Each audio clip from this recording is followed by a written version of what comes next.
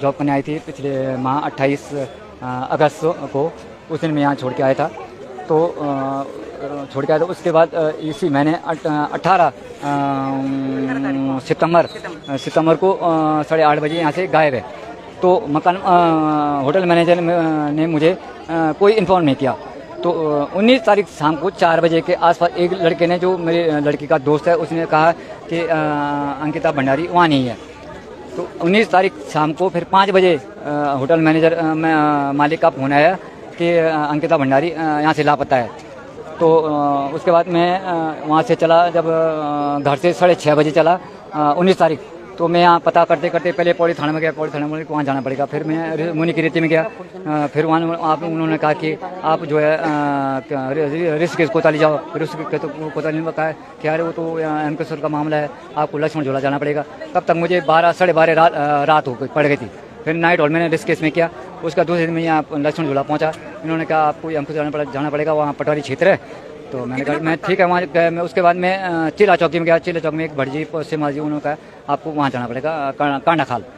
तो मैंने पता किया तो पता चला कि वहाँ पटवारी नहीं है। तो पटवारी छुट्टी जा रखा है। पटवारी ने दूसरे पटवारी को चार्ज दे रखा है। तो एक विवेक कुमार था वहाँ चार्ज में। तो मैं वहाँ गया 11 साढ़े 11 बजे के आसपास। तो मेरे से पहले ये वनंतरा रिजोर्ट्स के मालिक पुनीत आर्यन और मैनेजर सौरभ भास्कर और पुनीत आर्यन के पिता और पुनीत की मिसेज वहाँ मौजूद थी चौकी में। तो मैं एकदम जल्दीबाजी में था। तो इनका बाहर से पर्दा लगा हुआ था। मैं सीधे गया तो इन्होंने देखा, उन्होंने रुको बिल्कुल। मैं ठीक है, थोड़ा बाहर आ गया मैं। तो इनकी छत में, पटाल चौक की छत में घूमता रहा मैं। तो मुझे 1.5 घंटे हो गए। तब तक इन्होंने मेरे को अंदर नहीं बुलाया। मेरे को गुस्सा आया। मैं गया पर्दे में गया। मैंने पर्दा थोड़ा हटाया, तभी कहा कि रुको। मैं तभी सहन कर मैं थोड़ा बाहर गया। फिर थोड़ी देर करीब उसके बाद उन्होंने बुलाया मुझे कि आओ अंदर। मैं गया। मैंने कहा मैं अंकिता भंडारी का पापा हूँ। तो मैंने कंप्लेंट लिखानी। तो कहने लगा कि नहीं कंप्लेंट इन्होंने लिखा दी, ये पहले आए रखे हैं, आपकी नहीं लिखी जाएगी। मैंने कहा मैं पीड़ित बेटी का पिता हूँ, पहले मेरी रिपोर्ट होनी चाहिए। कि नहीं। तो तब तक बीच में बोलने लगा कौन, ये होटल मैनेजर मालिक बोलने लगा कि सर जो भी है आप हमारे होटल में चलिए, वहाँ आपको सिटी कैमरे जो भी है आप पता कर लेंगे जो भी है। तो मैंने कहा ठीक है ना। उसके बाद मैंने पटवारी से बोला कि ठीक है। तो जब कंप्लेंट इनकी लिख रहा है तो एक कंप्लेंट मेरी भी है। 3 बंदे हैं वहाँ, उनकी मैं कंप्लेंट शिकायत कर रहा हूँ। एक तो आप इनको रिसीव करो और एक कॉपी मुझे दो। बोले मैं रिसीव क्यों करूँ, आप भले आवेदन मुझे दे दो, लेकिन रिसीव करके मैं नहीं दूंगा। मैंने कहा क्यों नहीं देंगे आप, रिसीव करके एक कॉपी मुझे दे। नहीं दिया उन्होंने। उसका बहस बहुत हो गई उनकी। तब तक बीच में बोलने लगा पुनीत होटल मालिक कि आप स्पॉट चलिए, सिटी कैमरे लेके वहाँ पता पड़ेगा कि क्या हुआ क्या नहीं हुआ इसका। तो उसके बाद ठीक है मैंने कहा स्पॉट में गए। 4:30-5 बजे के आसपास वहाँ गया था मैं। तो वहाँ क्या हुआ कि पटवारी ने स्पॉट में पटवारी ने जिक्र नहीं किया कि आप सिटी कैमरे दिखाओ। मैंने खुद याद दिलाई उनको कि आप सिटी कैमरे दिखाओ। तो कहने लगा होटल मालिक कि मैं 3 महीने से मेरा काम चल रहा है। तो क्या किया उन्होंने, केबल काट दी। पहले फ़ोन करके केबल काट दी। हमसे जाने से पहले उन्होंने केबल काट दी होती। तो सिटी कैमरे काम नहीं कर रहे हैं। तो उसके बाद मैंने कहा ठीक है, जो स्टाफ के लोग हैं इनको आप जो है एक एक करके कमरे के अंदर लाओ और इनसे छानबीन करो। एक साथ नहीं आने चाहिए, एक एक करके आने चाहिए।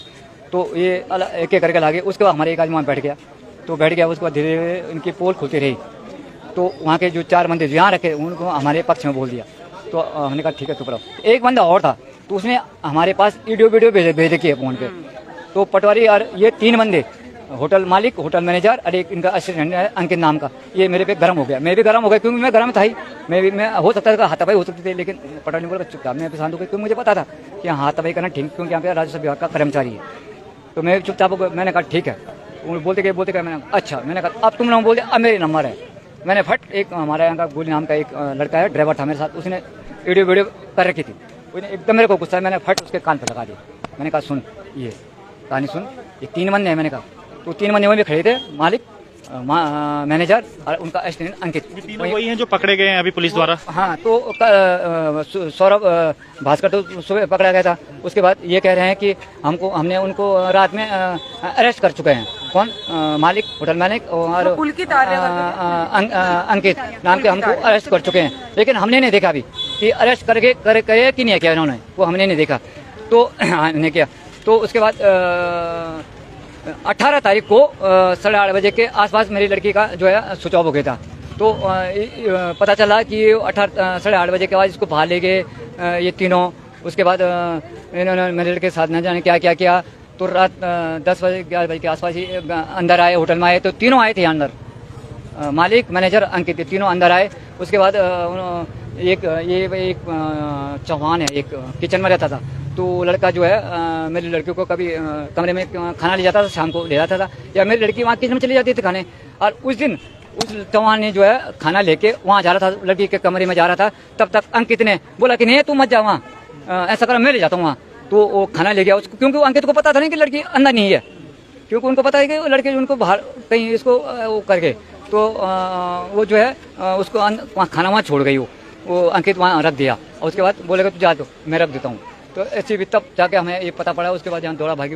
पर लेकिन मैं चाहता हूँ कि एक पटारी को सस्पेंड किया जाए, विवेक कुमार को सस्पेंड किया जाए। और शासन प्रशासन जो अभी जो ढिलाई कर रही है, मतलब अभी हमारे पक्ष में न्याय नहीं मिल रहा है, न्याय नहीं मिल रहा है। मैं चाहता हूँ शासन प्रशासन में इतना जोर दिया जाए। मेरी माता बहन जो जितने में लोग यहाँ पे मेरे साथ हैं, और मेरी लड़की क्या आपकी सबकी लड़की है, सबकी लड़की है। तो मेरे हमारी लड़की आप हमें प्रूफ चाहिए, हमारी लड़की चाहिए, पास हमारी लड़की चाहिए, तब जाके हम ऐसे जगह से स्थान छोड़ेंगे।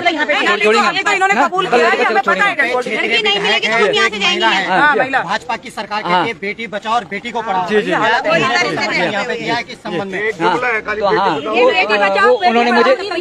उन्होंने मुझे शाम को फोन किया था, माननीय रेणु बिश्ट मैडम ने मुझे शाम को फोन किया था। कई बार उन्होंने फोन किया मेरे को, फिर उन्होंने स्वर्गाश्रम की व्यवस्था करे। उसके बाद आज सुबह 6 बजे मेरे पास पहुंच गए थे वो मेरी तबीयत खराब हो रही थी उसके। उन्होंने कहा अगर मेरी जरूरत पड़ेगी मैं तुरंत यहाँ पहुँचूँगा। 2-3 बार यहीं पहुँचे मुझे। अभी एक बात और है